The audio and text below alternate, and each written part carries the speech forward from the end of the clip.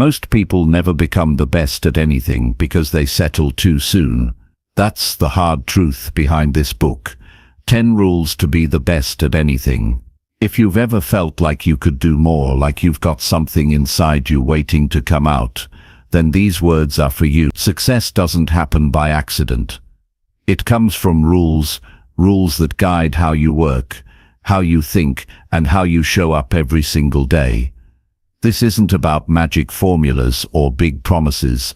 It's about what really works. It's about the small choices that separate those who stay average from those who stand out. These 10 rules are built from real life, from human behavior, from the struggles and victories we all go through. If you're tired of wasting time, if you're done living below your potential, this book will give you the path. Not someday, starting now. Chapter 1. Decide to be the best, and own that choice. When a man or woman makes the decision to be the best at anything, life changes. It is not a casual wish. It is not a vague hope. It is a decision. That decision has weight. It carries responsibility. It pulls you forward, and it shapes what you do from the moment you wake up until you close your eyes at night. Many people drift through life never truly deciding. They try a little here, a little there, waiting for something outside of them to decide for them. That is why so many never rise above average. The real difference begins the moment you say with conviction, I will be the best, and I will take full responsibility for that choice. The power of this choice is in the clarity it gives you. Without a decision, your days scatter in many directions. You dabble, you half try, you give effort when it feels easy, and you pull back when it feels heavy. But once you decide, hesitation shrinks, the distractions lose their power, you begin to notice what matters most, and you act with intention. Human psychology tells us that clarity drives behavior.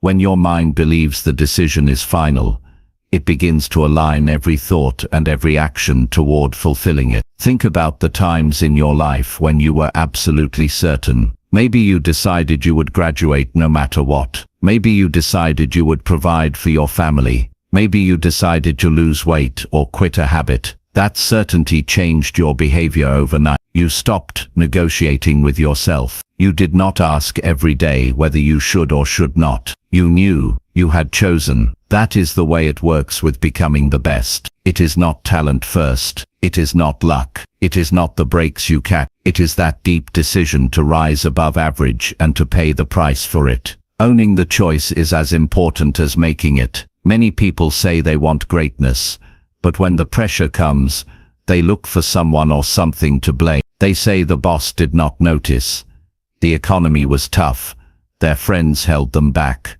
or the timing was not right. But those who own the choice never shift responsibility outward. They understand the weight of the decision. They accept that being the best will demand sacrifice. They accept that discipline is not convenient. They accept that long hours will test their patience. They own both the rewards and the hardships. This ownership builds character. It builds trust in yourself. It makes you reliable in your own eyes. Being the best does not begin with skill. Skill grows later. It begins with the choice that you will not settle. Psychology shows us that when you create an identity around being the best, your actions begin to match that identity. If you call yourself average, you behave average. If you call yourself a learner, you keep seeking knowledge. And if you call yourself the best, you hold yourself to standards that stretch you. This is not arrogance. This is alignment. You choose who you are, and then you back it with consistent action. Some will say that deciding to be the best is unrealistic. They fear disappointment. They believe it is safer to aim low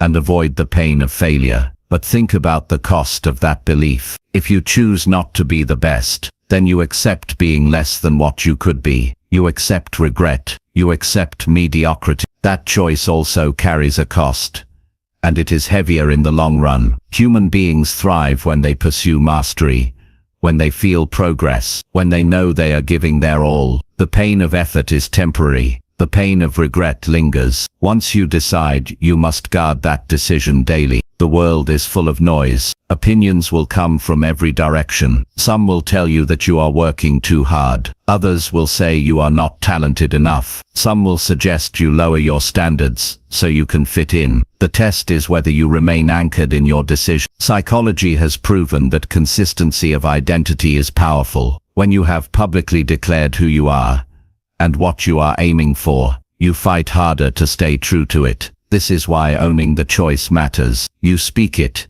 you believe it, and you refuse to back down when challenged. To be the best, you must also accept that comparison is natural, but not controlling. You will see others with advantages. You will see others win quickly. You may feel behind, but owning your decision means you commit to your path regardless of what others are doing. You take inspiration from them, but you stay locked on your own progress. Human nature wants to compare, but discipline demands that you measure against your own standards. Every time you improve, every time you deliver better than yesterday, you are honoring your choice. Emotion plays a huge role here. The decision to be the best is not purely logical, it is emotional. It comes from that deep desire to matter, to achieve, to prove to yourself that you can. When you feel tired, logic alone will not keep you moving, but when you connect to the emotional weight of your decision, when you remember why you chose to be the best, your energy returns. You push harder, you work longer, you endure. Owning the choice means staying connected to that emotional drive and using it to fuel consistent action. Think about how life feels when you walk into a room knowing you gave your best. There is a sense of pride. You do not need applause. You do not need recognition. You know that feeling cannot be bought. It cannot be given by someone else. It only comes from the decision to set a high standard and to keep it. And over time that reputation grows. People trust you, they admire you, they respect you because they see that you follow through. But the most important respect is the one you gain for yourself. You look in the mirror, and you like the person staring back. Deciding to be the best and owning that choice also builds resilience. Life will test you. You will face failures. You will make mistakes. You will encounter setbacks. If you have not made the decision deeply, those obstacles will knock you out. But if your decision is firm, the obstacles only sharpen you. You ask, what did I learn? You adjust. You keep going. Ownership means no excuses. Ownership means everything is fuel. Ownership means you rise after each fall and keep climbing, because your choice was not temporary, it was final. You cannot wait for others to give you permission. The choice must be yours. Some people wait for the right moment, the right encouragement, the right support. But the truth is that no one can decide for you. No one can hand you excellence. No one can make you the best without your will. That is why this first rule matters so much. If you fail to decide, none of the other steps will If you succeed in deciding, the rest will align naturally, because your mind and body will now search for ways to back up the choice. Imagine the practical changes that come after this decision. You wake earlier. You study longer. You review your mistakes instead of hiding from them. You practice when no one is watching. You decline distractions. You choose friends who support your mission. You use your free time wisely. These are not burdens anymore. They are simply the natural expression of your choice. They feel heavy only when the decision has not been made. Once you own it, they feel necessary and even fulfilling. The truth is, everyone has the capacity to be the best at something. The difference is that few decide to take that path. Many allow fear, doubt, or laziness to stop them before they begin. But psychology proves that decisions backed by commitment can rewire behavior. When you identify as someone pursuing the best, you begin to act with discipline, courage, and persistence. Over time, that identity becomes reality. Excellence is no longer just a goal. It becomes who you are. So the first step in this journey is not a skill. It is not a strategy. It is not a tool. It is a choice. Decide to be the best. Own that choice fully. Carry it into your thoughts, your actions, your relationships, and your habits. Do not hide from it. Do not excuse it. Do not shrink it down to fit in with others. Let it shape you. Let it push you. Let it define the standard you live by. Every great achievement you see around you began with this simple but powerful act. Someone, somewhere, decided. They did not wait. They did not ask for permission. They said, "This is who I am going to be." And they lived it. That same opportunity stands before you right now. You can make the choice. You can own it. And if you do, you will set in motion a chain of events that can take you further than you ever imagined. Chapter 2. Work longer hours than anyone who wants your spot. If you want to be the best at anything, you must accept one reality. Someone else out there wants the same spot you want. They want the recognition, they want the reward, and they want the position. The question is, how badly do you want it compared to them? The truth is, most people are not willing to put in the extra hours. They will talk about wanting success. They will say they dream about it, but when the clock strikes the end of the day, they are ready to rest. They check out. They go home. The ones who rise to the top are the ones who stay a little longer, work a little harder, and put in the hours that others are not willing to. This is not about overworking for the sake of exhaustion. It is about proving to yourself and to the competition that you will not be outworked. If you want to secure your place, if you want to hold on to your spot, you have to show up with more consistency and more dedication than anyone else. Working longer hours does not mean mindlessly filling time. It means using those extra hours with focus, with purpose, and with an attitude that says, "I am here to do what others won't." Think about every great athlete, every successful business owner, every master of a craft. They all share this common trait. They stayed in the gym when others left. They studied one more page when others closed the book. They made one more call when others put down the phone. They built a habit of going beyond the minimum required. That is where greatness is built. Most people stop when it is acceptable to stop. The best keep going until they are satisfied that they cannot do one more thing today to move themselves forward. You may wonder if working longer hours is sustainable. It is when you have purpose.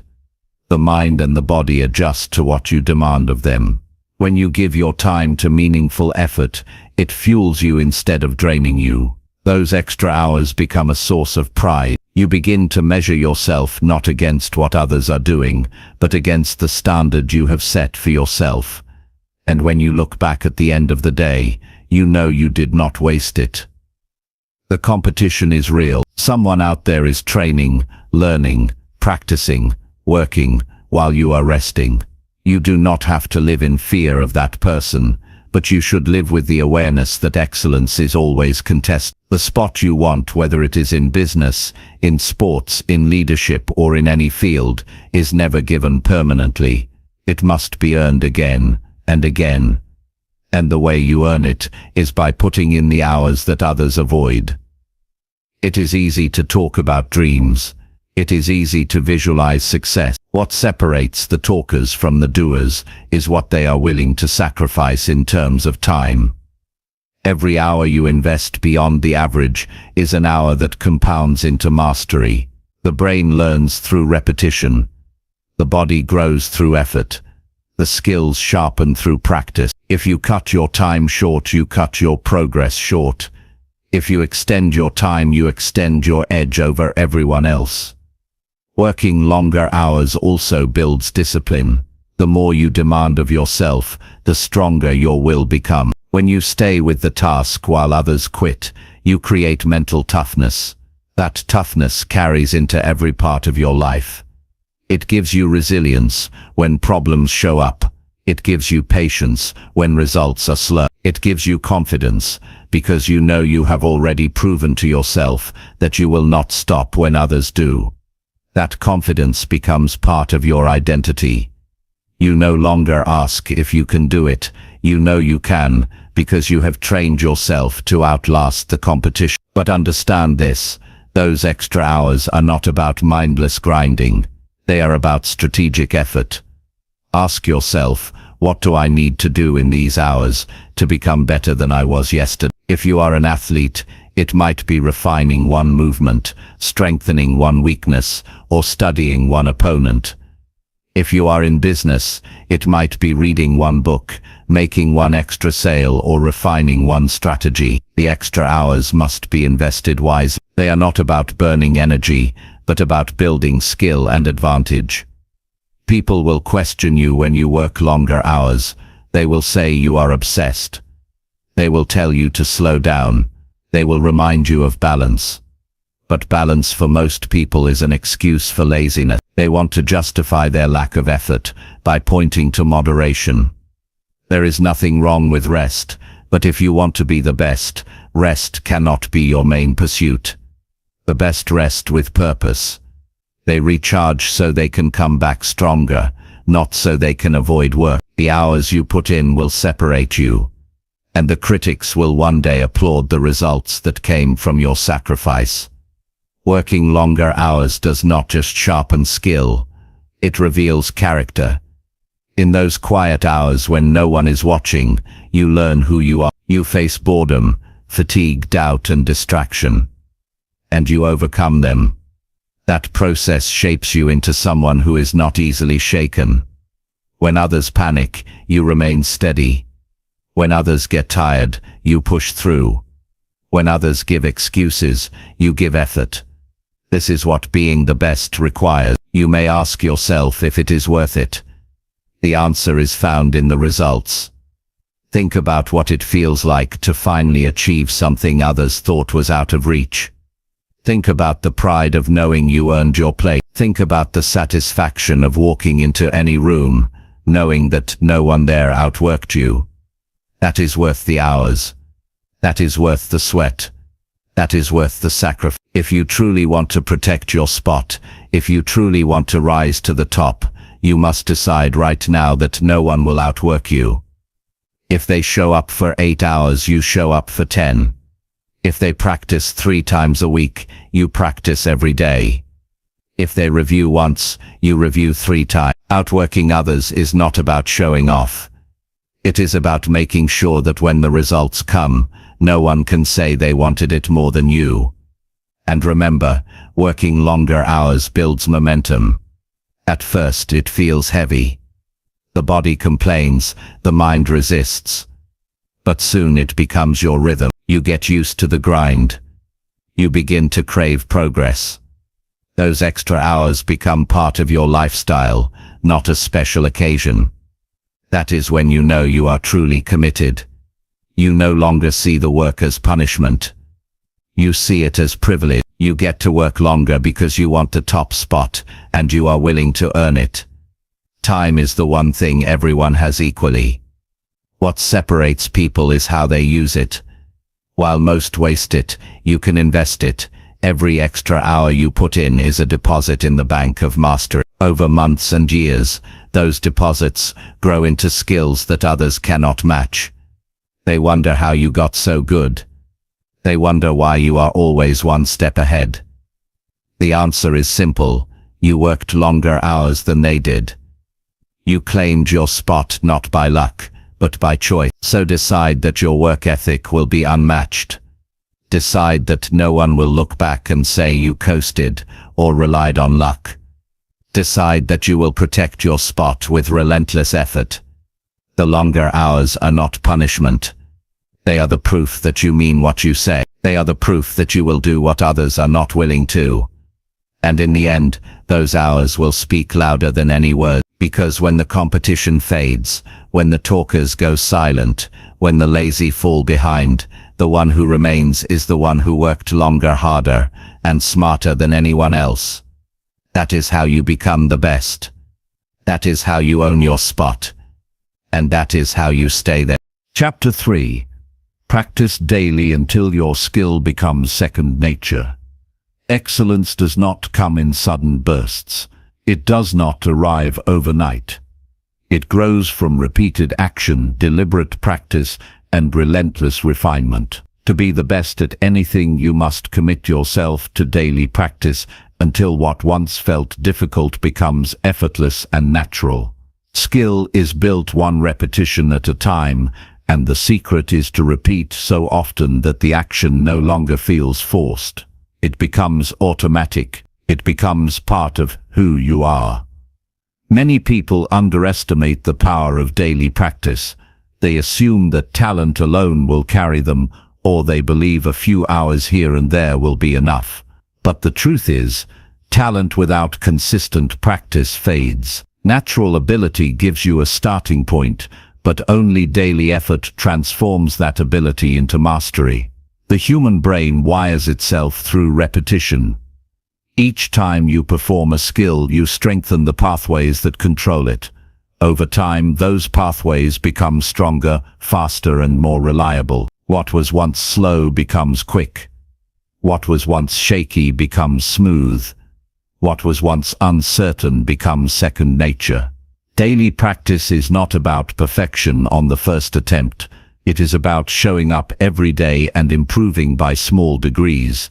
Those small improvements compound. They may feel invisible in the moment, but over weeks and months, the growth is undeniable. When you practice every day, you eliminate the gaps where skill could fade. You stay sharp. You stay ready. You build a rhythm that keeps your progress moving forward even when motivation feels low. Consider the difference between someone who practices once a week and someone who practices daily. The weekly effort might feel intense for a moment, but then days of inactivity cause the skill to fade. By the time they return, they must relearn what they lost. The daily effort, however, stacks on itself. There is no backsliding. There is only steady progress. Over months, the daily practitioner leaves the weekly one far behind. That is how champions are made. Daily practice also shapes your mindset. It teaches discipline, patience, and humility. Discipline, because you learn to show up even when you do not feel like it. Patience, because mastery is slow, and you must be willing to keep going without immediate reward. Humility, because daily practice reveals your weaknesses and forces you to confront them. Each session teaches you something new about yourself. It strips away the illusion of instant success and reminds you that greatness is earned, not given. There is another benefit to daily practice. It reduces fear. Many people hesitate because they fear mistakes. They want to feel confident before they act, but confidence is built through repetition. The more you practice, the less intimidating the skill becomes. Your hands move without hesitation. Your voice carries without doubt. Your body knows what to do before your mind even thinks. That kind of confidence cannot be faked. It must be earned through practice until the skill becomes second nature. Daily practice also separates the serious from the casual. Anyone can show up once in a while. Anyone can give effort when it is convenient, but the person who shows up every single day, no matter the mood, no matter the weather, no matter the circumstances, is the one who rises above the rest. That kind of consistency builds a reputation. People trust you because they see your commitment. They respect you because you live your standards, not just talk about them. To practice daily does not mean practicing endlessly without rest. It means setting aside deliberate time every day to refine your craft. Even if it is 30 minutes, even if it is one focused hour, the key is to keep the chain unbroken. You cannot afford gaps if you want mastery. The human mind thrives on consistency. Break the rhythm too often, and you lose momentum. Keep the rhythm alive and you accelerate growth. The truth is, practice is not always exciting. It can be repetitive. It can be tiring. It can feel slow. But this is where psychology plays a role. When you connect your daily practice to a larger purpose, you see beyond the repetition. You understand that each session is a step toward becoming the best. You remind yourself that mastery is hidden inside those ordinary moments. Every time you show up, you are building something others cannot see until the results appear. Think about how powerful it feels when you perform a skill effortlessly. Others may struggle, hesitate, or overthink, but you flow with confidence. That is not magic. That is the result of practice, so consistent that the action has fused into your nature. People will look at you and say you make it look easy. They will not see the hours. They will not see the repetition. They will not see the practice behind the scenes. But you will know, and that knowledge will give you unshakable confidence. Daily practice also builds resilience against distraction. In a world filled with noise, most people jump from one thing to another. They rarely stay with one discipline long enough to master it. But when you practice daily, you anchor yourself. You resist the temptation to scatter your focus. You prove to yourself that you can commit to something fully. That kind of focus is rare, and it gives you an edge. One of the greatest rewards of daily practice is how it reshapes your identity. At first, you might see yourself as someone trying. Over time, you become someone doing. Eventually, you see yourself as someone who has mastered. That shift in identity is powerful. It changes how you carry yourself. It changes how you speak. It changes how others see you. All of it comes back to the hours you invested day after day. Daily practice also prepares you for pressure. When the spotlight is on, nerves often take over. But if you have practiced so much that the skill is second nature, nerves cannot stop you. Your body and mind know exactly what to do. You do not have to think, you simply perform. That is the difference between those who crumble under pressure and those who shine. The ones who shine have repeated their craft so many times that they cannot fail to act. Their preparation carries them. The habit of daily practice extends beyond the skill itself. It shapes how you live. You begin to approach other areas of life with the same dedication. You eat better because you know your body needs energy. You sleep with intention because you want to recover for another day of practice. You organize your time because you refuse to waste. You surround yourself with people who support your growth. The discipline you build in one area spreads into every part of your life. Most importantly, daily practice creates fulfillment.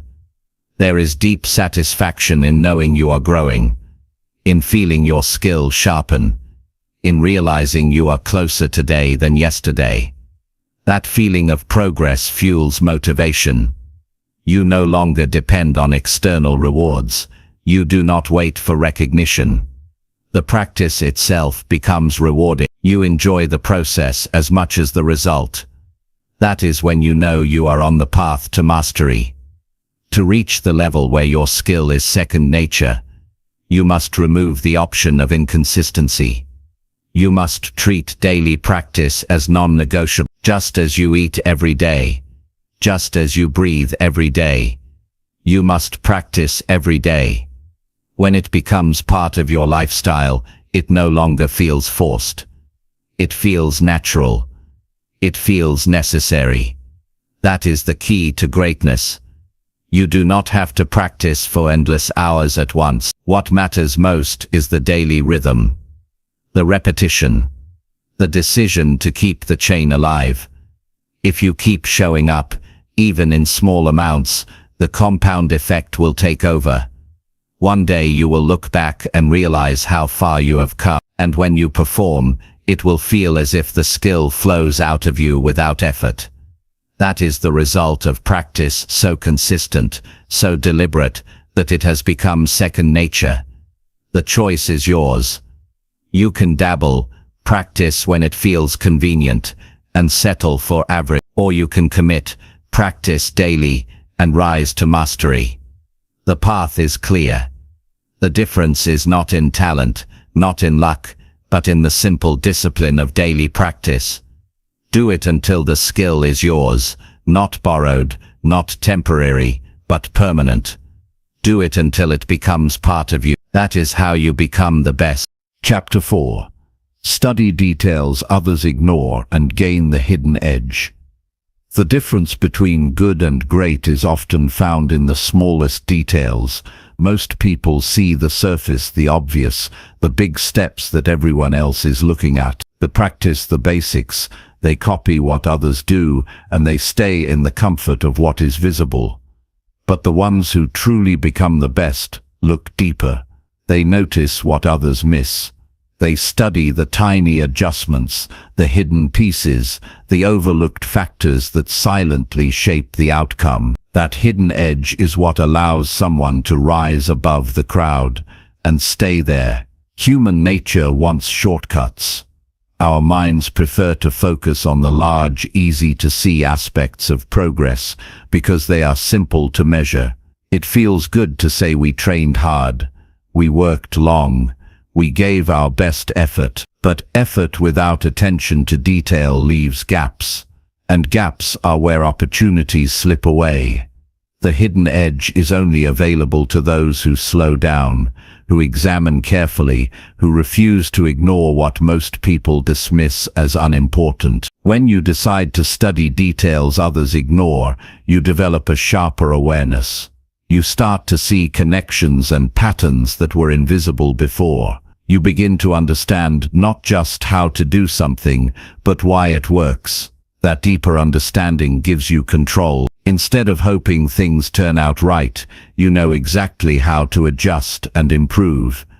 This awareness builds confidence because you no longer depend on luck or chance. You can create results deliberately. Think about any field. In sports, it might be the angle of the foot, the timing of the breath, the positioning of the hand. In business, it could be the tone of your voice in a negotiation, the precision of a follow-up, the way you listen for what is not being said. In relationships, it could be the pause before answering, the care you show in remembering small things, the attention you give to someone's emotions. These are not grand gestures, they are subtle actions, often invisible to others, but they build massive advantage when repeated consistently. Most people fail to notice these details because they are in a rush. They want quick results. They want visible progress. They want shortcuts that look impressive. But if you slow down and pay attention, you will realize that the details carry more weight than the surface actions. The person who wins is usually not the one with the most talent, but the one who noticed something the others ignored and used it to their advantage.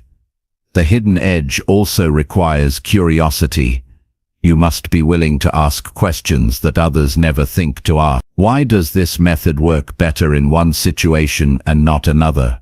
Why do some succeed with less effort while others fail despite hard work? What small change could make a large difference in the outcome?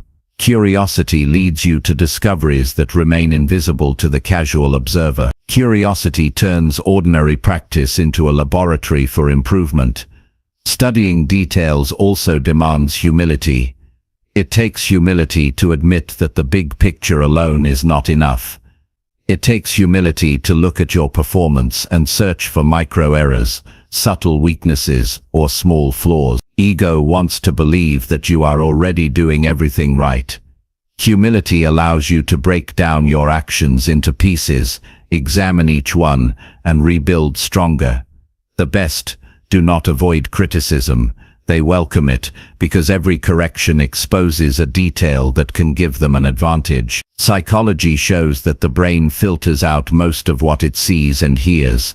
It focuses only on what it believes is important. This is why most people miss details. They train their brains to look for shortcuts, to avoid hard thinking, to stick to what is familiar. But if you train your brain to search for hidden details, you sharpen your focus in a way that few others ever do. You rewire your attention. You see what others cannot. That ability makes you valuable because you can solve problems others overlook. There is also a psychological edge gained by knowing you have studied deeper than anyone else. When you step into competition, you carry quiet confidence. You know you have prepared not only with time and energy, but with precision. You know that you understand things your opponents never notice. That awareness gives you calm under pressure. While others second-guess themselves, you rely on the details you mastered. Confidence comes not from empty words, but from hidden preparation. The hidden edge is not glamorous.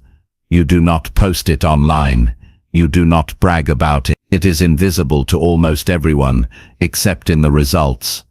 People will watch you perform and wonder how you made it look so smooth, how you reacted so quickly, how you always seem prepared. They will not know the hours you spent analyzing film, rehearsing tiny movements, studying responses, or refining your notes.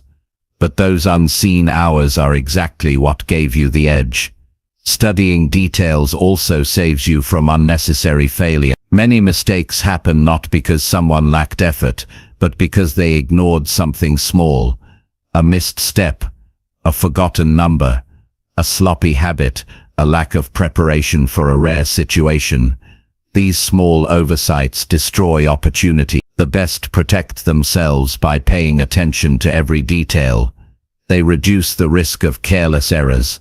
They make sure nothing is left unchecked. That thoroughness separates them from the careless and the average. It is important to realize that most people will not have the patience to study details. That is your advantage. The world rewards speed, surface action, and shortcuts. Very few slow down enough to go deeper. But mastery belongs to those who pay the price of attention. If you train yourself to see what others ignore, you automatically rise above the competition. It is not always about being faster or stronger. Sometimes it is simply about being more observant, more prepared, and more precise. Every field has hidden details waiting to be discovered. The musician who notices the subtle shifts in timing creates a sound that moves people. The doctor, who observes small changes in a patient's behavior, catches a problem early. The speaker who pays attention to body language connects deeply with the audience. The leader who notices small changes in team morale prevents a crisis before it grows. Details drive success in every arena of life. There is also joy in mastering details. It gives you a sense of control and craftsmanship. You no longer feel like a beginner stumbling in the dark. You feel like an artist shaping your craft with care. Each improvement, no matter how small, adds to your sense of mastery. This satisfaction builds motivation. You no longer need external rewards because you can see and feel your own growth. Daily commitment to studying details transforms your identity. You stop thinking like the average. You start thinking like an expert. You begin to hold yourself to higher standards. You no longer settle for good enough. You know that greatness is hidden in the small things, and you are willing to do what it takes to find them. That mindset alone places you ahead of most people, because most will never care enough to go that deep. At first, studying details may feel overwhelming. There are so many pieces, so many things to notice, but over time it becomes natural. Your eyes sharpen, your awareness expands, your instincts grow stronger. You begin to catch things instantly that once slipped by unnoticed. This process builds mastery, and mastery brings freedom. You are no longer bound by surface-level understanding. You can adapt, innovate, and lead with precision. The hidden edge is not a single discovery. It is a lifestyle. It is the habit of asking more questions, paying closer attention, digging deeper, and refusing to overlook the small thing. It is the standard you live by, knowing that the tiny details separate the ordinary from the extraordinary. When you make this your way of life, you no longer fear competition. You welcome it, because you know you are prepared in ways they are not. Every person who ever reached the highest levels of success had this trait. They studied harder, they observed longer, they refined endlessly, they noticed details that others brushed aside. That was their advantage. That can be your advantage too. Decide today that you will not just do the obvious. You will look deeper, study closer, and gain the hidden edge that lifts you above the rest. Because in the end, it is not the loudest, the strongest, or the most talented who stays on top. It is the one who paid attention when others did not. It is the one who studied the details others ignored. It is the one who gained the hidden edge and never let it go. Chapter 5. Push harder in boring moments, where most people quit. Most people think success is lost in dramatic failures, but in truth, it slips away in the boring moments, in the dull repetitions, in the days when nothing exciting happens. These are the moments where the majority slow down, get distracted, or give up altogether. The difference between those who rise to the top and those who stay average is how they handle the ordinary. The champions are the ones who push harder when the work feels dull, when progress seems invisible, and when every part of them wants to stop. The human mind craves novelty. We want stimulation, variety, and excitement. That is why so many people start projects full of energy and then abandon them when the grind sets in. At the beginning, everything feels fresh. Motivation is high, but once the routines become repetitive, boredom creeps in. The average person interprets that boredom as a signal to stop. They assume if it feels dull, it must not be working anymore. But the truth is, those boring moments are where mastery is built. Pushing harder in that space is what creates separation. If you want to be the best at anything, you must understand that repetition is not the enemy, it is the foundation. Doing the same thing again and again is not a waste of time, it is how your brain wires itself for excellence. The boring moments are the unseen bricks that build the wall of success. Each time you resist the urge to quit, you place another brick. Over time, you have a fortress of skill, discipline, and resilience that others simply do not have because they quit when the work felt lifeless. Pushing harder in those moments requires a shift in perspective. Instead of seeing boredom as a burden, see it as a test. Boredom asks, do you really want this, or are you just playing with the idea? When you continue through the dullness, you prove to yourself that you are serious. You prove that your commitment is stronger than your moods. You build trust in yourself, because you know you will not give up just because the excitement faded.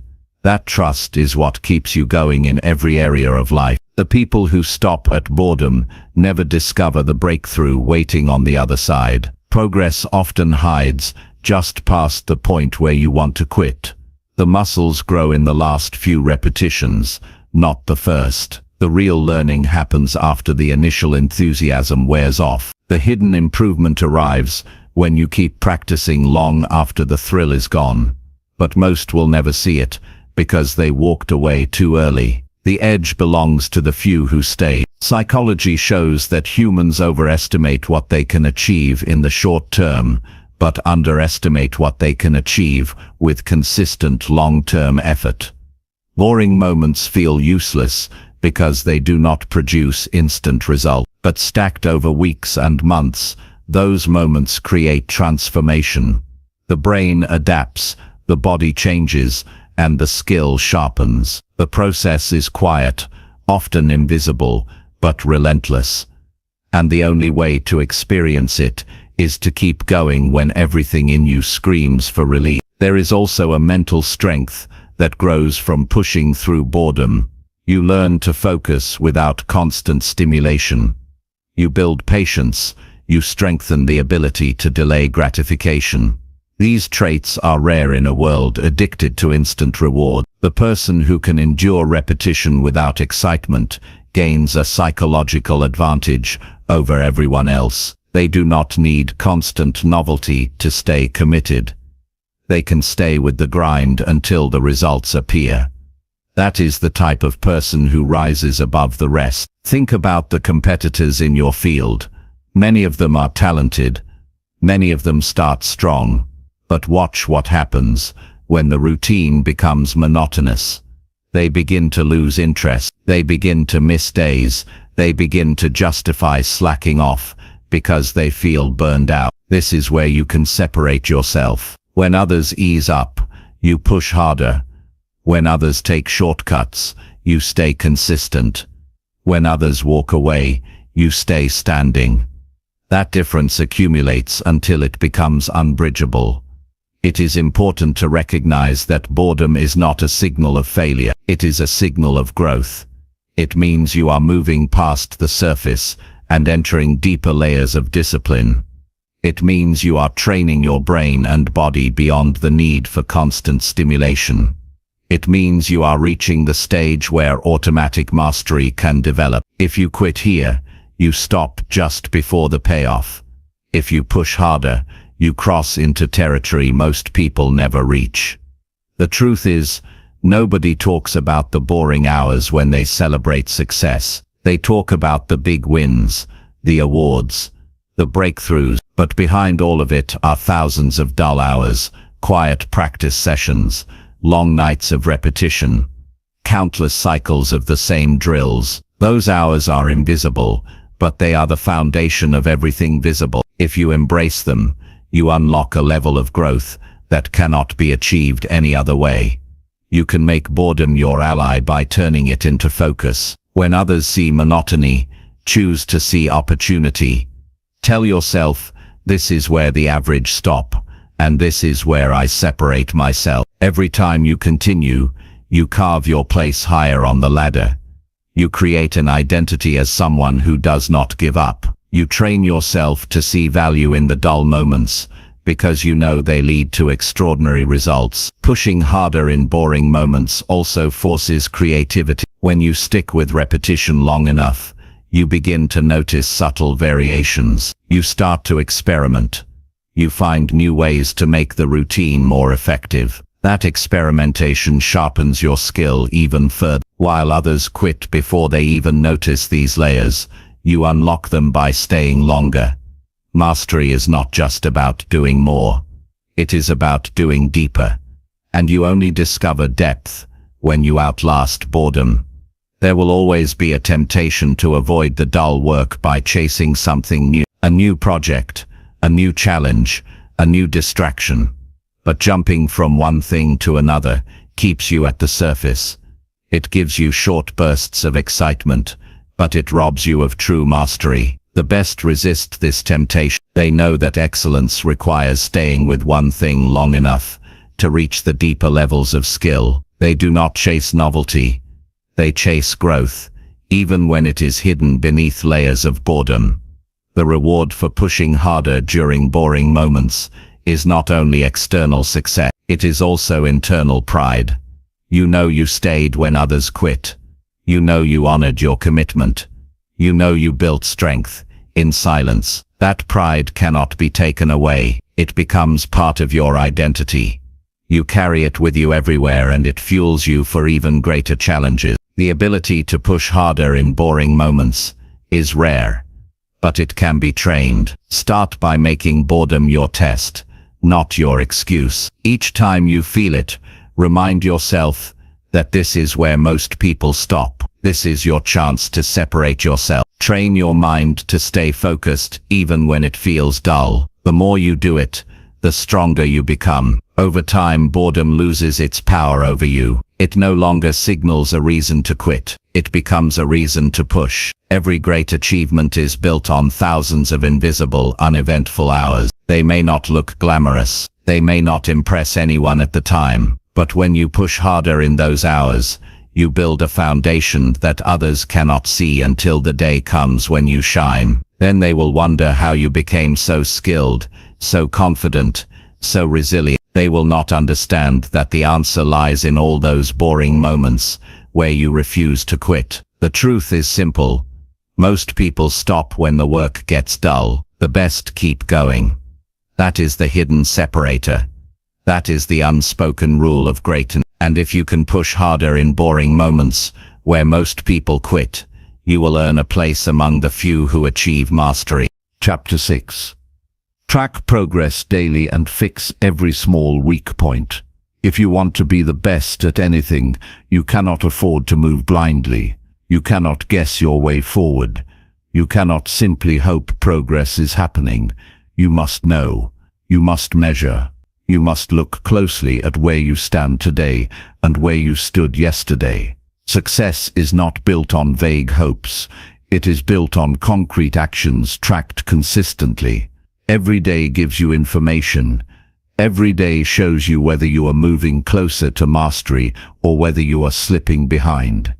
That is why tracking your progress daily and fixing every small weak point is not optional. It is the foundation of growth. The mind can easily play tricks. It tells you that you are doing better than you really are. It convinces you that one missed step does not matter. It creates the illusion of progress when in reality you might be repeating the same mistakes. This is why daily tracking matters. When you write it down, when you measure it, when you record it, the truth becomes visible. You can no longer hide behind feelings. You see the reality in front of you, and reality is the only thing you can improve.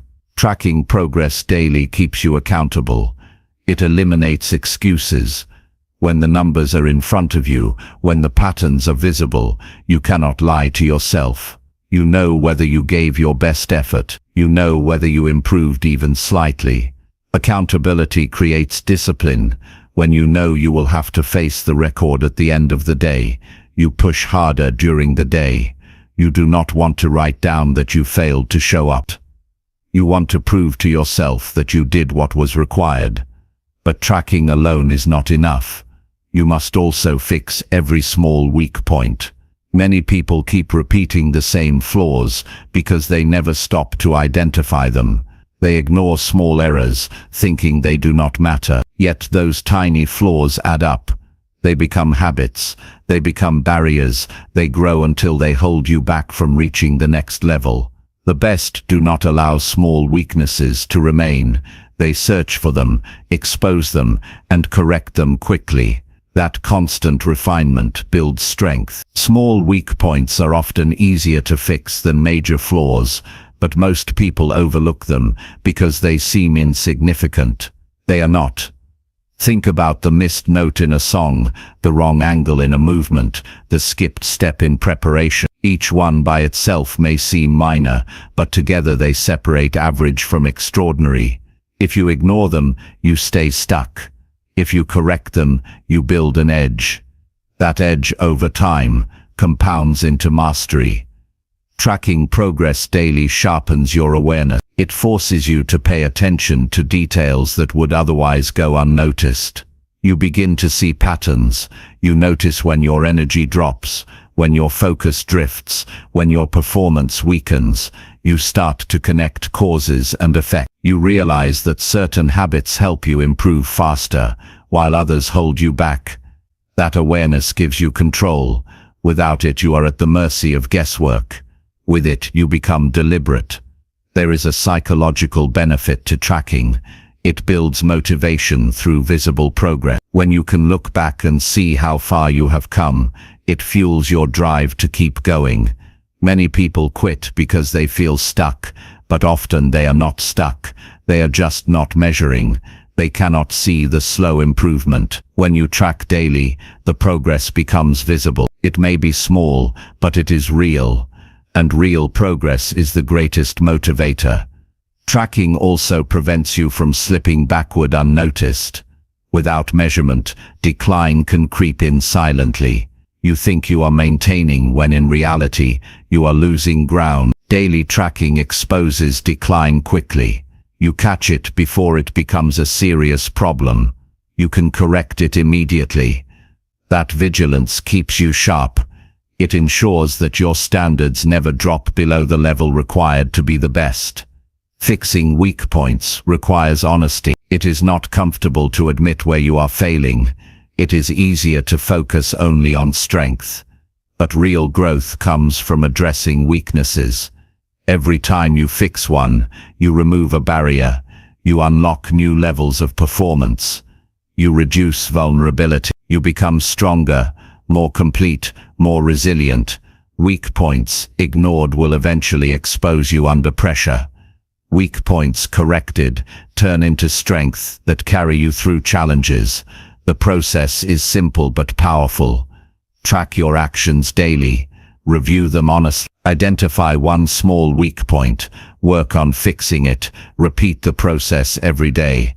over weeks and months. This creates relentless improvement. You do not need giant leaps. You need small, consistent adjustments.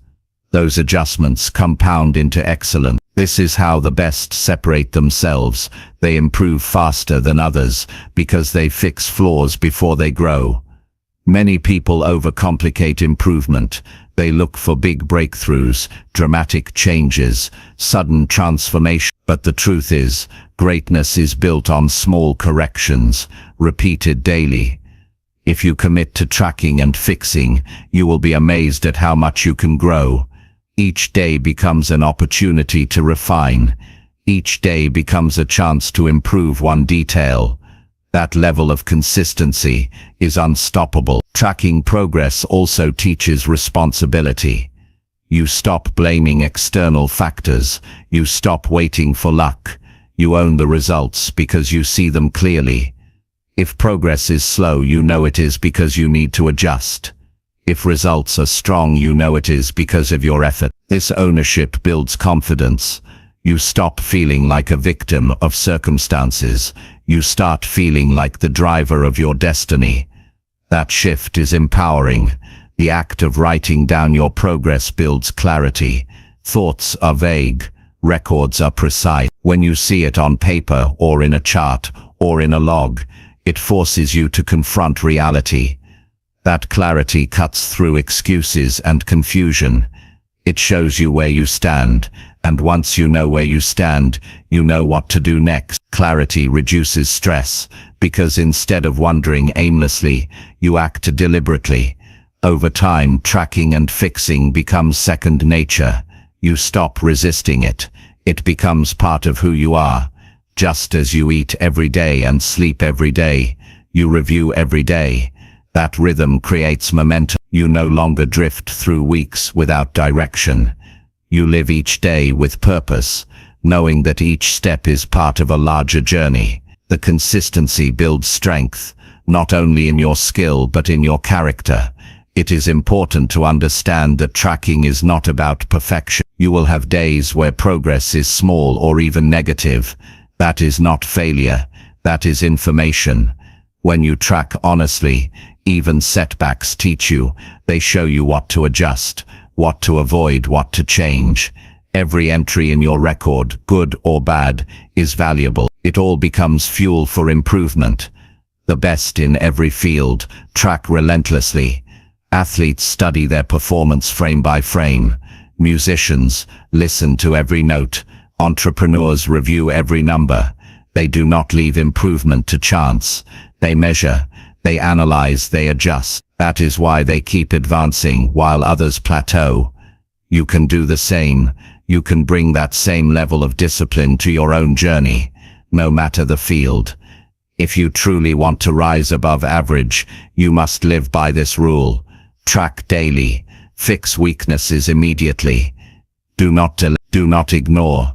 Do not sugarcoat. Be brutally honest with yourself, but also be committed to improvement. Each day is a new opportunity.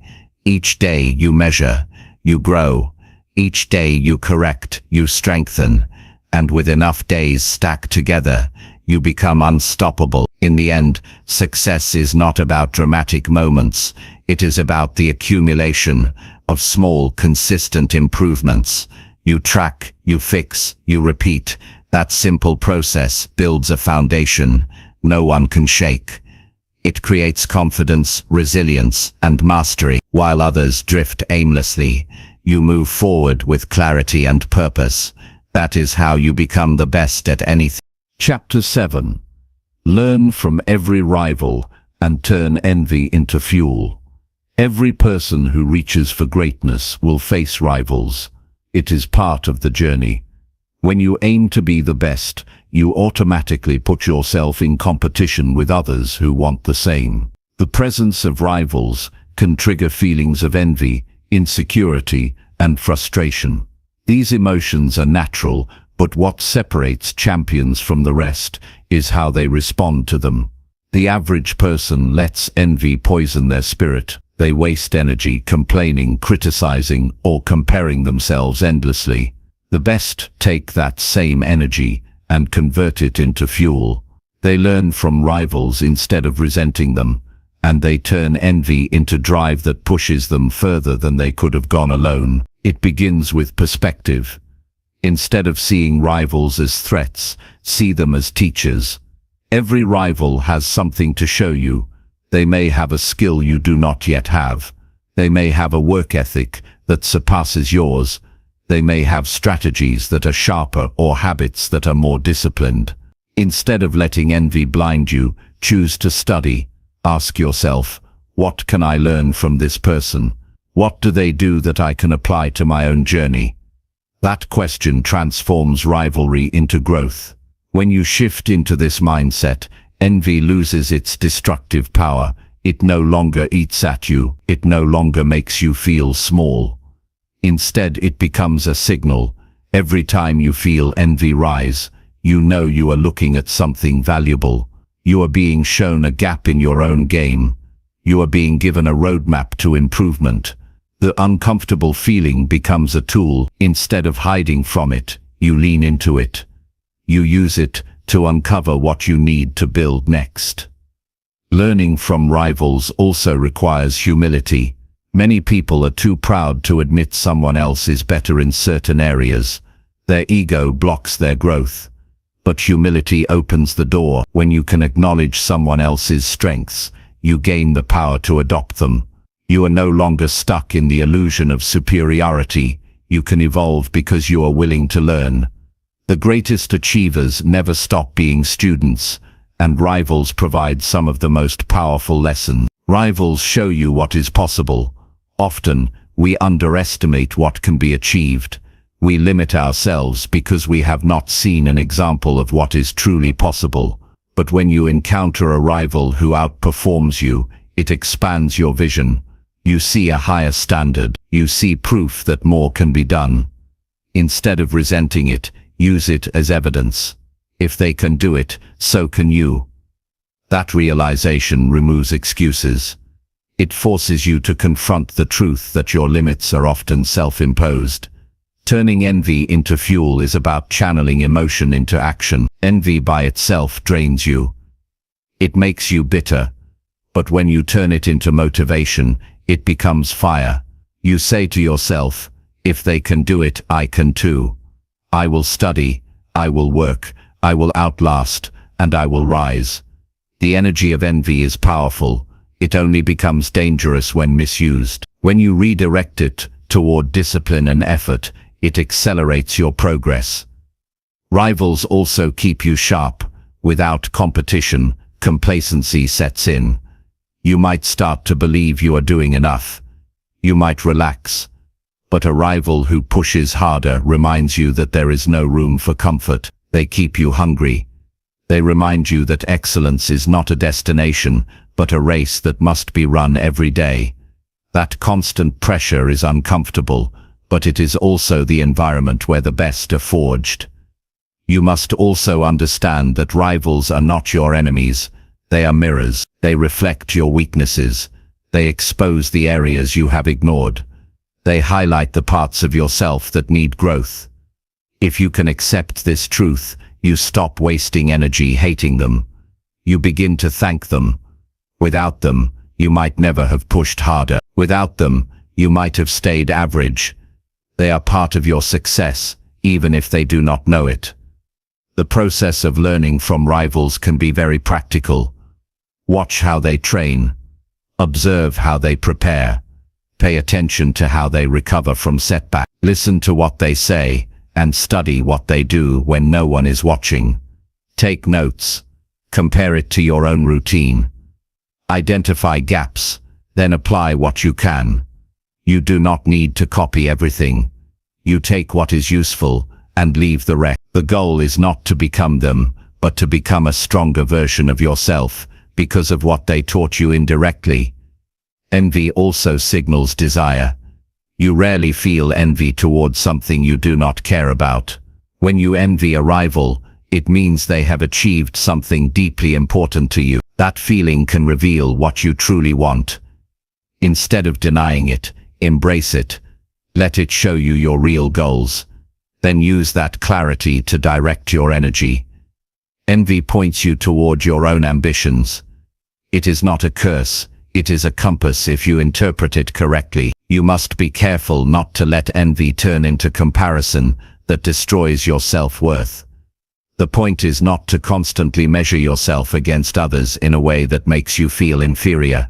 The point is to use them as fuel, not as a source of self-punishment. Comparison that inspires is healthy. Comparison that crushes you is toxic. The key difference is whether you focus on learning and action, or whether you focus on jealousy and despair. One lifts you, the other drags you down. You must choose wisely. In many ways, rivals are gifts. They give you an extra push that you could not generate on your own. They raise the standard. They show you the next level. They force you to work when you feel like resting. They keep you alert when you feel like relaxing. Without them, you might lose urgency. With them, you rise faster. It is not always pleasant, but it is powerful. Think about the satisfaction of transforming envy into achievement. Imagine seeing a rival succeed, feeling the sting of envy, and then using that energy to drive yourself harder. Months later, you surpass where you once were. You grow into someone stronger, sharper, more capable. The envy that once stung now feels like the fuel that carried you forward. You realize that without it, you might never have reached this point. That transformation builds pride, because you know you turned a negative into a positive. When you learn from rivals, you also build resilience against insecurity. You no longer fear people who are ahead of you. You do not crumble when you see someone doing better. You do not hide from challenges. Instead, you lean in. You welcome the presence of those who push you. You understand that every time you face a stronger rival, you are being given an opportunity to grow. That mindset turns competition from a threat into a blessing. This approach creates a cycle of constant growth. Each rival you meet becomes a stepping stone. Each wave of envy becomes energy. Each lesson learned becomes a new strength. Instead of fearing competition, you crave it. You want rivals because you know they will make you better. You are no longer intimidated. You are motivated. That cycle keeps you improving long after others plateau. The journey to being the best is not easy. It demands effort, sacrifice, and persistence. Rivals make it harder, but they also make it more rewarding. They sharpen you like nothing else can. If you choose to resent them, you waste the opportunity. If you choose to learn from them, you gain the hidden advantage. That advantage is not talent, not luck, but the ability to convert envy into progress. So whenever you feel that familiar sting of envy, pause and redirect it. Ask yourself what it is teaching you. Ask yourself what you can do with the energy. Do not waste time wishing they would fail. Use that time to make yourself stronger. Do not drown in jealousy. Rise with determination. Let envy remind you of your hunger. Let rivals show you the way. In the end, greatness is not achieved in isolation. It is sharpened through rivalry. The presence of others striving for the same goal is what pushes you beyond your limits. And if you can learn from every rival and turn envy into fuel, you will not only outgrow your competition, you will outgrow your former self. That is the true victory. Chapter 8. Protect your focus fiercely and eliminate useless distractions. The ability to focus is one of the rarest skills in today's world. Everyone is busy, everyone is connected, and everyone is pulled in 1,000 directions. Most people live with constant interruptions and endless distractions, yet they wonder why they cannot reach the top in anything they do.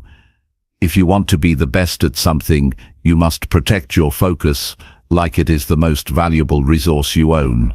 Because it is. Without it, effort scatters, time is wasted, and progress slows to a crawl. With it, you can achieve extraordinary results in a fraction of the time. Focus is fragile. It does not survive in environments filled with noise and distraction. You must guard it fiercely, because every interruption takes more from you than just a few seconds. Research and experience both prove that it takes minutes, sometimes longer, to regain deep focus after breaking it. That means one small distraction can ruin an entire session of work or practice. The cost is invisible, but it is massive. Protecting your focus is not optional. It is the difference between excellence and mediocrity.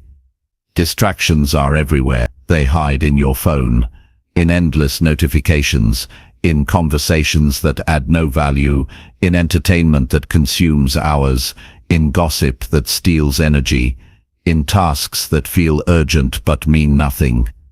Most people allow these distractions to run their lives. They feel busy but accomplish little. They are always moving but never advancing. To be the best, you must make a different choice. You must eliminate what is useless and fight for the clarity that comes from true focus. Protecting your focus begins with deciding what truly matters. You cannot protect everything. You must identify the few things that actually move you toward being the best. Once you know them, you cut out the rest. This requires honesty. You must admit that much of what fills your day does not matter. It keeps you comfortable but not excellent. Once you recognize it, you can begin the process of elimination. Eliminating distractions takes courage, because many of them are comfortable. They give quick pleasure, they provide escape, they make life feel easier. But comfort is the enemy of mastery. If you want to rise above average, you must be willing to sacrifice comfort for clarity. You must be willing to say no to what most people say yes to. Every yes to distraction is a no to your future. Every no to distraction is a yes to your greatness. Focus is not just about removing distraction. It is about building an environment that supports deep work. If your environment is chaotic, your mind will be too. If your space is filled with interruptions, your attention will fracture. You must create conditions where focus thrives. This might mean silence, or it might mean structured routines, or it might mean setting boundaries with people around you. Whatever it looks like, you must design your environment to protect your attention. Protecting your focus also means protecting your energy. A tired mind cannot focus. The body drained of rest and nutrition cannot give full attention. Discipline in sleep, in health, in recovery is not separate from focus. It is part of it. You cannot expect sharpness if you are constantly fatigued. If you want deep focus, you must care for the machine that creates it, your body and mind. Many people think multitasking is a strength. In reality, it is one of the greatest thieves of focus.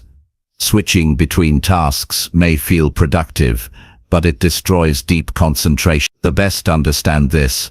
They give full attention to one task at a time.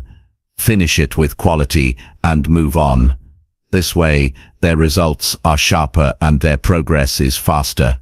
Protecting your focus fiercely means refusing to split it across distractions, disguised as productive. Distractions are not only external, they are internal. Doubts, fears, unnecessary thoughts, and emotional noise can pull you away from the task at hand. To eliminate these, you must train your mind.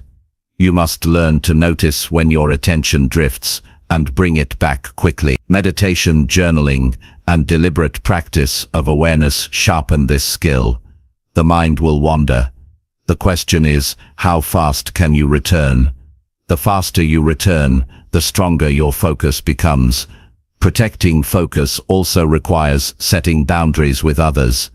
People will demand your time. They will pull you into conversations, tasks, and obligations that do not serve your mission.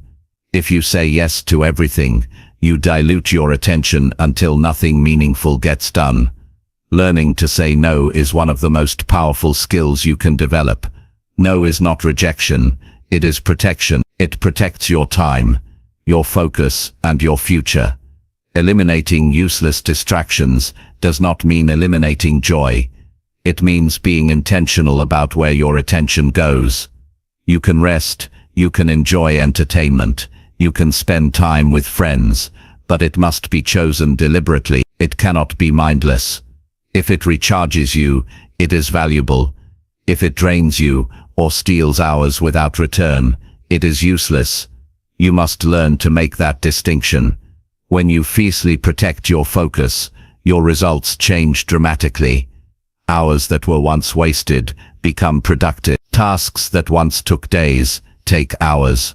Progress that felt slow becomes rapid. You accomplish more with less effort because your attention is fully invested. You move ahead of those who are constantly distracted, not because you worked longer, but because you worked sharper. That is the hidden power of focus. Protecting focus also builds self-respect. When you commit to your priorities and defend them against distraction, you prove to yourself that your goals matter. You no longer treat them as optional. You no longer let them be interrupted by trivial things. This strengthens your identity. You see yourself as someone serious, disciplined, and unstoppable. That identity fuels even greater focus, creating a cycle of success. One of the hardest distractions to eliminate is comparison. Watching what others are doing can consume enormous amounts of energy. You scroll, you compare, you feel behind, you feel jealous. None of it helps you. Comparison is a mental distraction that pulls you away from your own work. Protecting your focus means staying in your lane. You study others only to learn, not to envy. You direct most of your attention back to your own progress, because that is the only thing you can control. Protecting focus fiercely also means being willing to feel bored.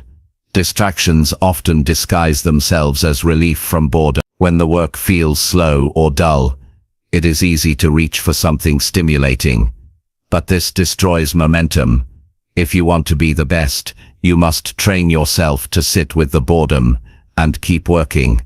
Breakthroughs often come just after the boring stretch. If you quit for distraction, you miss them. Every distraction eliminated is an investment in your growth. Every hour reclaimed is a step closer to mastery.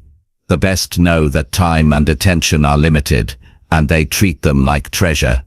They refuse to waste them on the useless. They give them only to what matters. This is why they achieve results that seem impossible to others. They are not superhuman, they are simply focused. Imagine the power of living each day with full focus. Imagine the clarity of knowing what matters and giving it your entire attention. Imagine how much faster you would grow if you stopped scattering your energy across meaningless distractions. That life is possible if you choose to protect your focus fiercely. It will not be easy, because distractions will fight for your attention. But if you win that battle daily, the rewards will be extraordinary. To be the best, you must guard your focus with everything you have. Cut out the useless. Say no without guilt. Build an environment that supports clarity. Train your mind to return quickly when it drifts. Care for your body so your attention stays sharp. Live intentionally with your time. When you do this, you unlock levels of productivity, growth and mastery that few ever reach. The world is full of noise. Most people will drown in it, but you do not have to.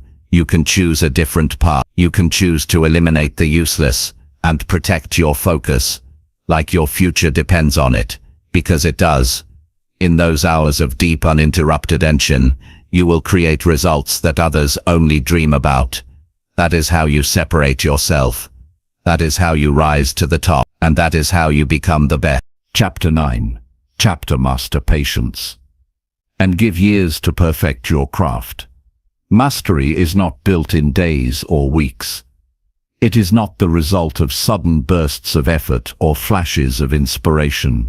Mastery is the outcome of years of patient dedication, a steady commitment to refining your craft until it reaches levels few others will ever achieve. The temptation in today's world is to chase speed. People want quick results, instant recognition, immediate rewards, but nothing lasting comes from impatience. If you want to be the best at anything, you must master patience and accept that greatness requires years of focus, discipline, and deliberate practice. Patience is not weakness, it is strength under control. It is the ability to endure the slow pace of progress without losing faith in the process. Most people quit not because they lack talent, but because they lack patience.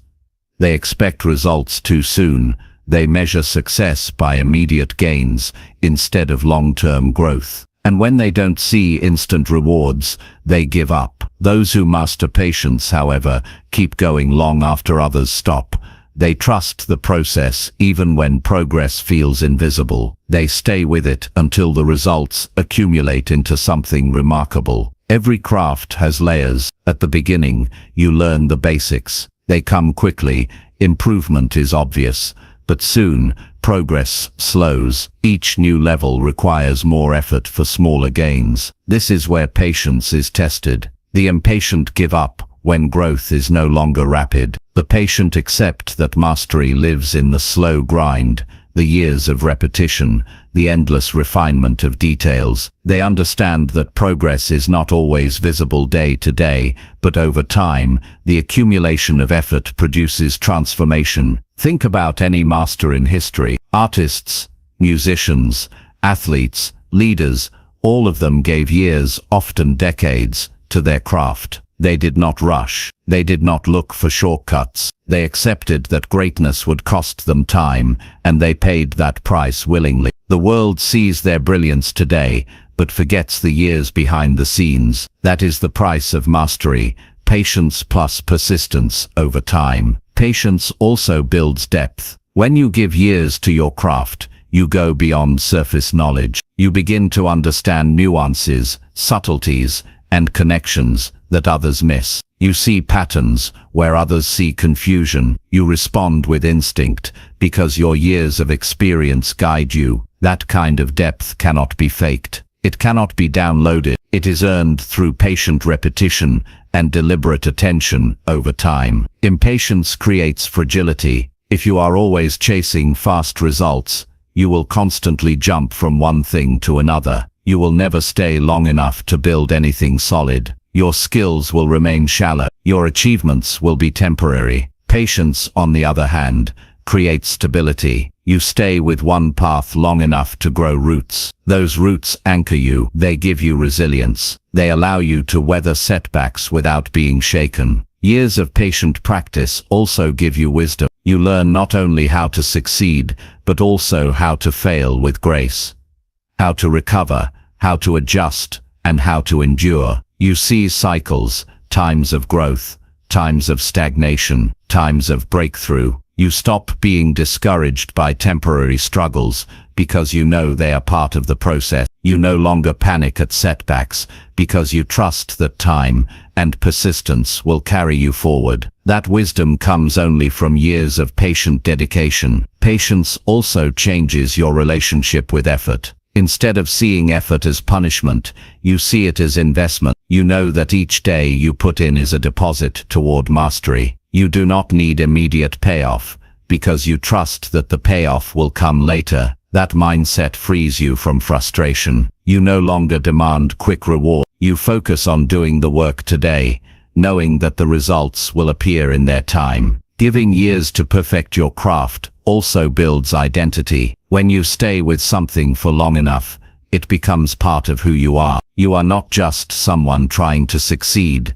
You become the craftsman, the expert, the professional. This identity shapes your behavior. You carry yourself differently. You demand more from yourself. You set higher standards, and others begin to recognize you as the master of your field. That recognition is earned through years of patience. Patience is not passive. It is active persistence. It means showing up every day, working diligently, and accepting that growth is slow but steady. It means pushing forward even when progress is invisible. It means trusting that time will magnify your effort. Patience is not waiting idly. It is working faithfully without demanding immediate reward. That is the true test of commitment. Most people underestimate how much they can achieve in a decade. They focus only on what they can achieve in a week or a month. This short-term mindset keeps them trapped. But if you decide to give years to your craft, you open the door to levels of mastery that few will ever know. Imagine where you could be if you practiced with dedication for 10 years. Imagine the strength, skill,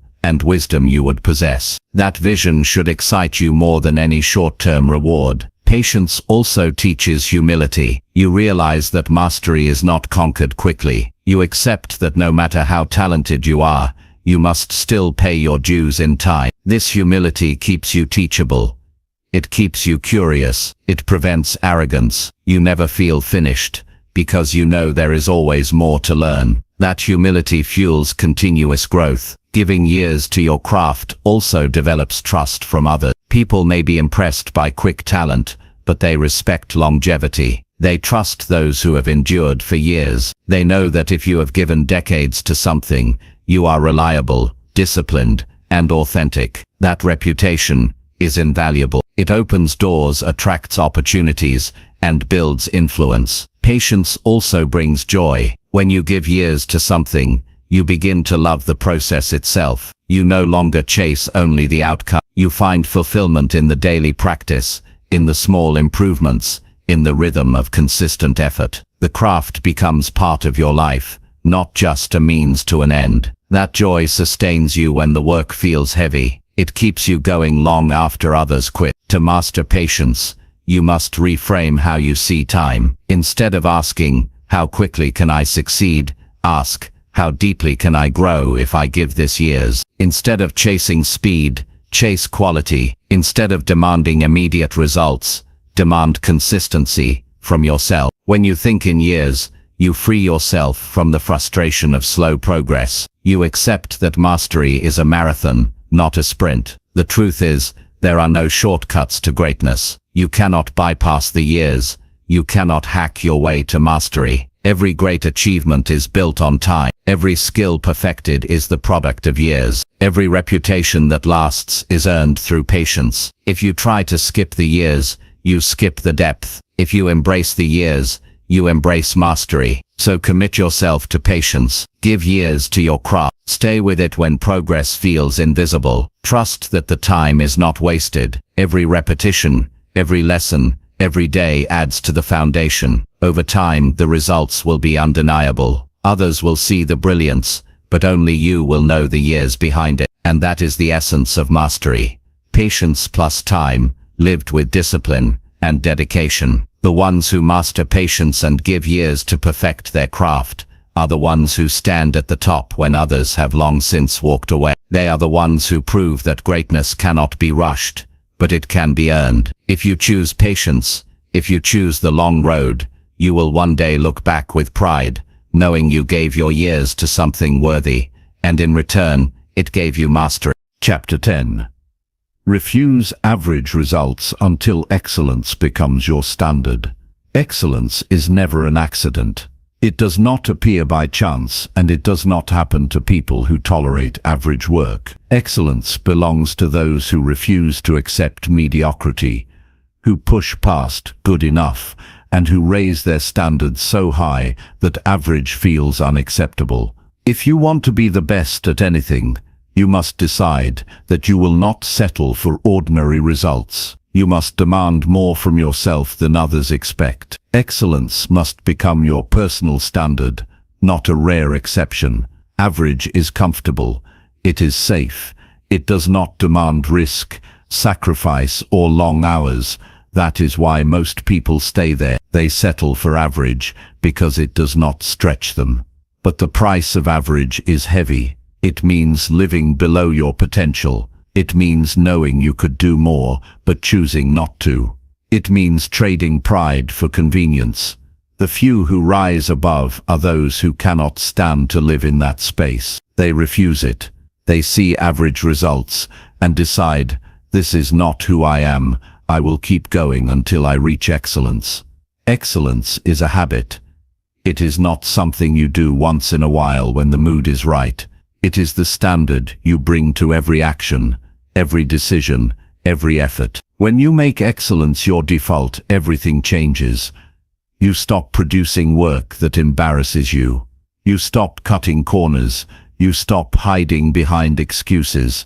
You know that whatever you put your name on reflects who you are, and you will not allow your name to be attached to mediocrity. Refusing average results builds trust within yourself. When you consistently demand excellence, you begin to rely on your own discipline. You no longer wonder whether you will show up fully.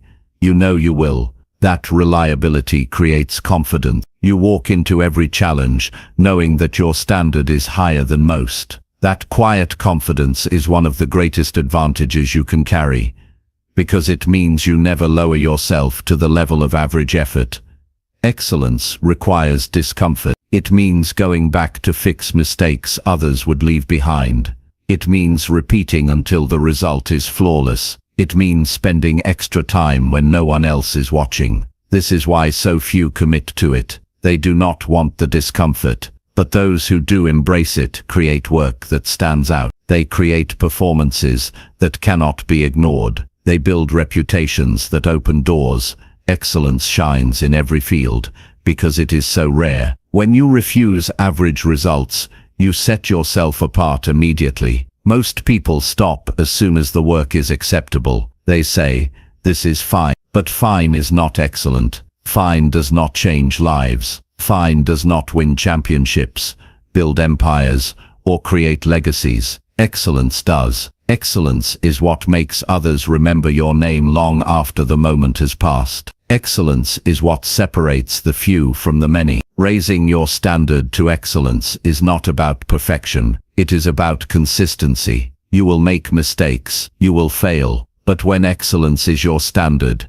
even your failures are stronger than most people's successes. You hold yourself to a higher level, so your average day produces results that others would be proud of. Over time, this gap becomes massive. While others plateau, you continue to grow. While others settle, you continue to rise. Excellence is also contagious. When you demand it from yourself, others notice. They feel it in the way you carry yourself, in the quality of your work, in the pride you take in every detail. You inspire others to raise their standards. People trust you more because they know you do not cut corners. Leaders emerge this way, not by words, but by standards lived daily. Excellence becomes your reputation. To refuse average results, you must be willing to go beyond minimum expectations. Average lives in the minimum. It says, "What is the least I can do and still get by?" Excellence asks, "What is the most I can give to create the best result possible?" That shift changes everything. It moves you from survival to mastery. It transforms your mindset from one of avoiding failure to one of pursuing greatness. Average results drain motivation. When you produce work that does not reflect your potential, you feel it inside. You know you left something undone. That knowledge weakens your confidence. But when you demand excellence, you feel pride in your efforts. You look back at the work and know you gave it everything. That pride builds energy. It creates momentum. It fuels you for the next challenge. Excellence is not about being better than others. It is about being better than you were yesterday. It is about measuring yourself against your own highest potential and refusing to stop short of it. When excellence becomes your standard, you no longer compete with others. You compete with your own limits. That competition never ends, and it ensures continuous growth. One of the strongest reasons to reject average is that life will always test you. Unexpected challenges will come. If your standard is average, you will collapse under pressure. If your standard is excellence, you will rise even in difficulty. Excellence builds resilience. It trains you to operate at a higher level automatically. So when hard times arrive, you are ready. You do not scramble to rise to the occasion. You live there already. Excellence also creates opportunities. People notice quality. They notice consistency. They notice discipline. When your work reflects excellence, it attracts attention. It brings trust, respect, and reward. You do not need to chase recognition. Excellence brings it to you. Mediocrity hides you in the crowd. Excellence sets you apart. To make excellence your standard, you must practice it in small things. Excellence is not only in the big moment. It is in how you prepare, how you speak, how you organize your day, how you treat people, how you finish tasks. Each small act of excellence builds the habit. Soon it becomes automatic. You no longer wonder whether to give your best, you simply do, because it is who you are. Refusing average results will not make life easier, it will make it harder, but it will also make it meaningful. You will live with pride instead of regret. You will carry respect for yourself instead of disappointment. You will know that whatever happens, you lived by a standard that demanded your very best. That knowledge is worth every ounce of effort. In the end, the choice is simple. You can settle for average like most, or you can demand excellence until it becomes your standard. If you settle, you will live with regret. If you demand excellence, you will live with pride. The path of excellence is not crowded, because it is not easy, but it is the only path that leads to true greatness. Refuse average, insist on excellence, make it your way of life, and you will become the best at anything you choose.